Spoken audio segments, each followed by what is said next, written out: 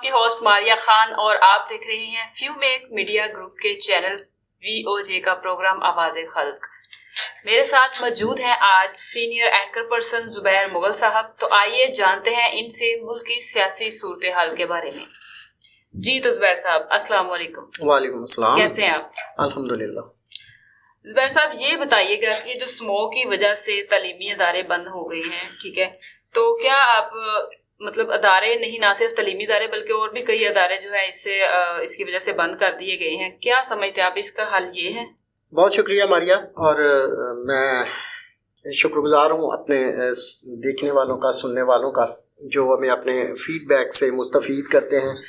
اصل میں کسی بھی ملک میں جب مسائل پیدا ہوتے ہیں تو وہاں تھنک ٹینکس ہوتے ہیں, پالیسی میکرز ہوتے ہیں, وہ بیٹھ کے اس خاص مسئلے کے متعلق جو لوگ ہوتے ہیں نا ان کو بلاتے ہیں جی.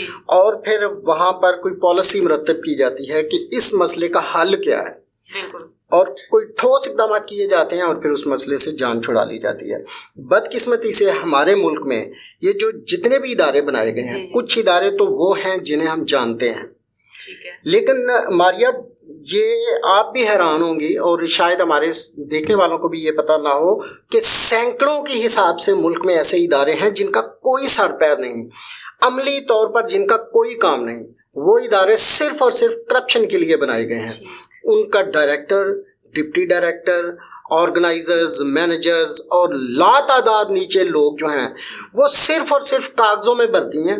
ان کی سیلریز جاتی ہیں, کون وہ سارا کچھ لیتا ہے یہ خدا ہی جانتا ہے. لیکن ایسے بوگس اداروں کی وجہ سے ملک کی خزانے پر ارب ہا روپوں کا بوجھ ہے. تو جب ہم اس طرح کی پالیسی بنائیں گے جو صرف اور صرف ہمیں, ہماری ذات کو بینیفائی کرتی ہے, حکمرانوں کو بینیفائی کرتی ہے, تو وہاں پھر عوام کے لیے اور ملک کے لیے جو ہے نا وہ پالیسیز نہیں ہوتی. ملک کے لیے کسی قسم کا کسی بھی پالیسی کا کوئی فائدہ نہیں ہوتا. یہ جس مسئلے کا آپ نے ذکر کیا ہے, اب آپ کو میں بتا دوں کہ لاہور کو پوری دنیا میں سب سے گندا ترین شہر قرار دیا گیا ہے پولوشن کی وجہ سے. تو اس کا کیا حل صرف یہ ہے کہ وہاں تعلیمی اداروں کو بند کر دیں, یا وہاں یہ جو چھوٹے موٹے دیگر اپنا سروسز پرووائڈ کرنے والے ادارے ہیں ان کو بند کر دیں. لاہور کی سب سے بڑی پرابلم جو پولوشن کی ہے وہ وہاں کی ٹریفک ہے. آپ دیکھیے کہ آج بھی وہاں ساری کی ساری آلموسٹ ٹریفک آپ 19-20 کے فرق سے لگا لیں, وہ ساری کی ساری نان سرٹیفائیڈ ہے. ان کے جو انجنز ہیں, اچھا جی, ان کے سلنسرز ہیں, ایک تو ساؤنڈ پولوشن ہے, دوسرا وہ جو دھواں, غلیظ قسم کا دھواں وہ گاڑیاں چھوڑتی ہیں, وہ پولوشن کا ایک بڑا سبب ہے. اس کے بعد پورے ملک میں آپ دیکھ لیں بھٹے ہیں, وہ چل رہے ہیں. تعلیمی ادارے تو ہم نے بند کر دیے, لیکن وہ کیوں نہیں بند کیے بھائی؟ اگر ہم نے سمارٹ لاک ڈاؤن ہی لگانا تھا تو وہ بھی تو اسی میں آتے ہیں.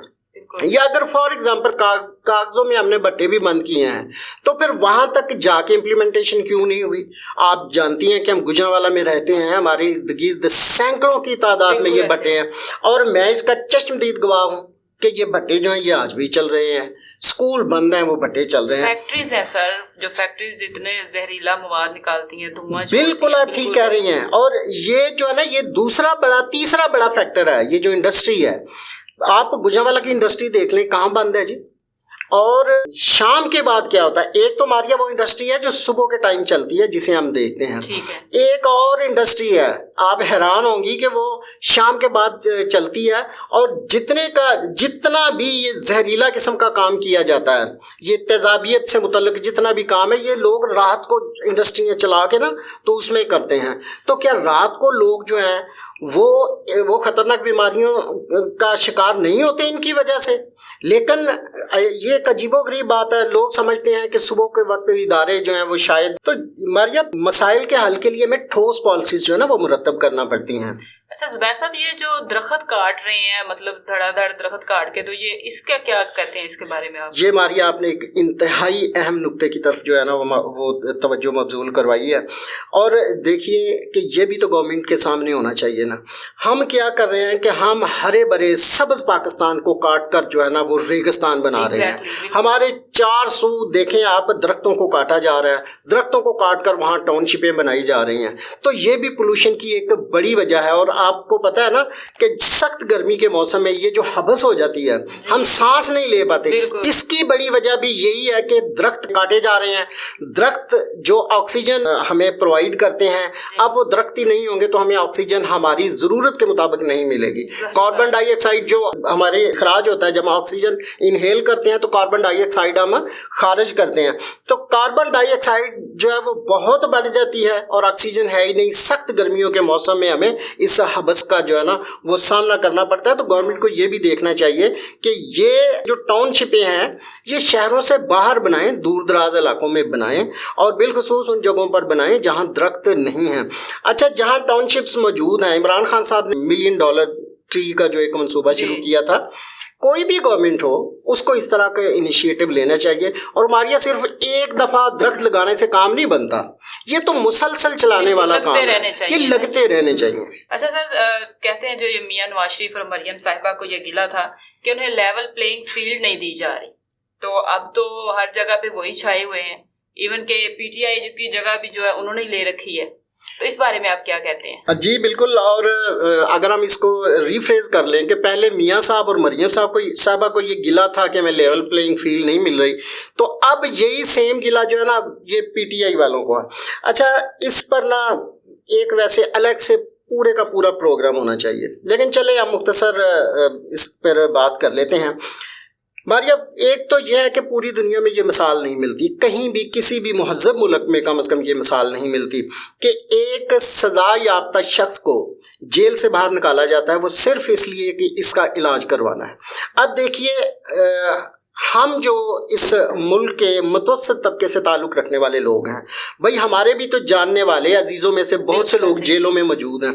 क्या मुतवस्सित तबके के किसी बंदे को ये सहूलत फराहम की जाती है या आने वाले वक्त में कभी फराहम की जाएगी कि अगर उसको कोई सेहत का मसला दरपेश है तो इलाज के लिए कहा जाए कि भाई आप लंदन चले जाओ, भाई आप पेरिस चले जाओ, भाई आप अमेरिका चले जाओ? अगर तो ऐसा है और ये कानून बना दिया गया है तो फिर तो बात ख़त्म शुद।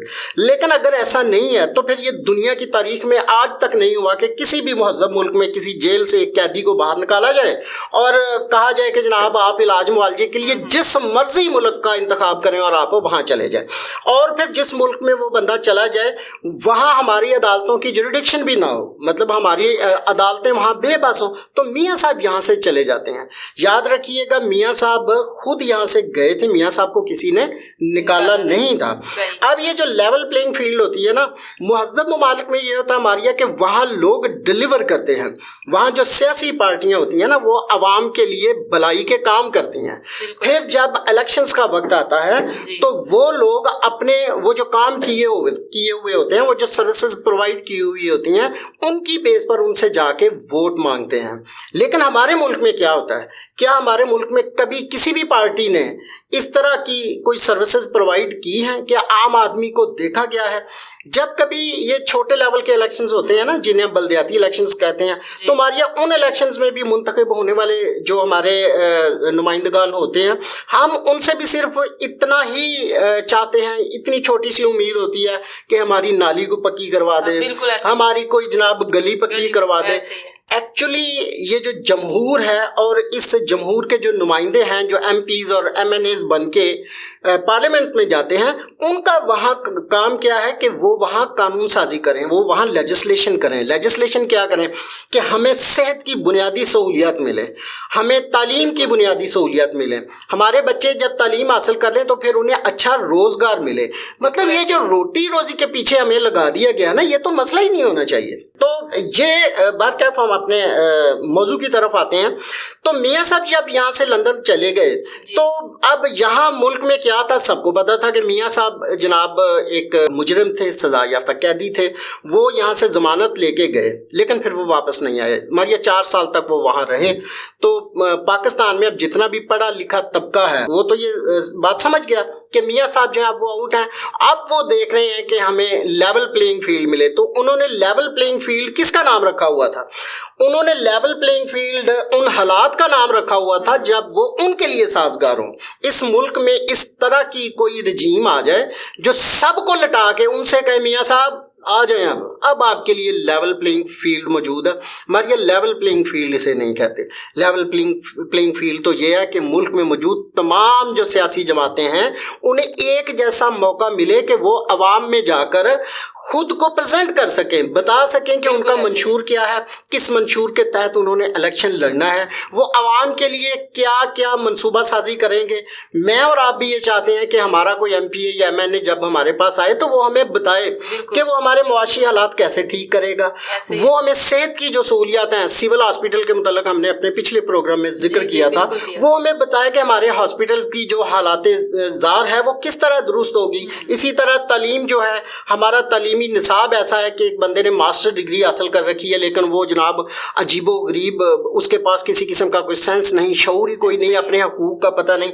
تو یہ سب چیزیں ہم چاہتے ہیں کہ ہمارے جو لیجسلیٹر ہیں وہ وہاں اس طرح کی لیجسلیشن کریں کہ عوام کو ڈائریکٹلی اس کا فائدہ ہو۔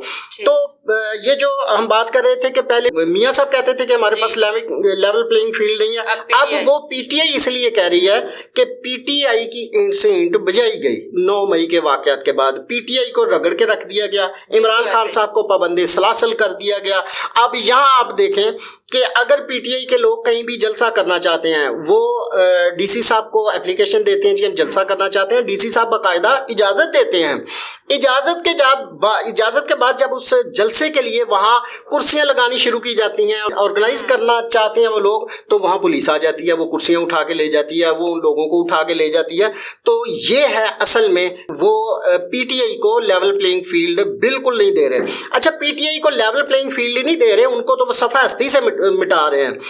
یہ گلا اب پی پی پی والوں کو ہے، جو پی ڈی ایم کا ایک حصہ تھے، جو کل تک میاں صاحب کے بڑا قریب تھے۔ آپ کو پتہ ہے نا، شہباز شریف صاحب پارلیمنٹ میں کھڑے ہو کے بلاول صاحب کی تعریف کیا کرتے تھے۔ یہ بلاول صاحب ہیں جناب جنہوں نے خارجہ پالیسی میں پاکستان کے ریکارڈ قائم کر دیے ہیں۔ وہ خورشید شاہ صاحب کی تعریف کیا کرتے تھے، لیکن آج جب انہیں اپنی لیول پلینگ فیلڈ مل گئی ہے تو انہوں نے کہا بھائی اب آپ جو ہے نا سائڈ پہ ہو جائیں، اور سچ مچ اب انہیں وہ سائڈ پہ کر دیا اور ان کو لیول پلینگ فیلڈ نہیں مل رہی۔ پی ٹی آئی کو تو لیول پلینگ والی تو بات ہی نہیں ہے نا، وہ تو بالکل ہی جناب اب الیکشن سے، ان کے حساب سے وہ الیکشن سے دور ہیں۔ باقی آنے والے وقت میں کیا ہوتا ہے یہ میں اور آپ دیکھتے ہیں۔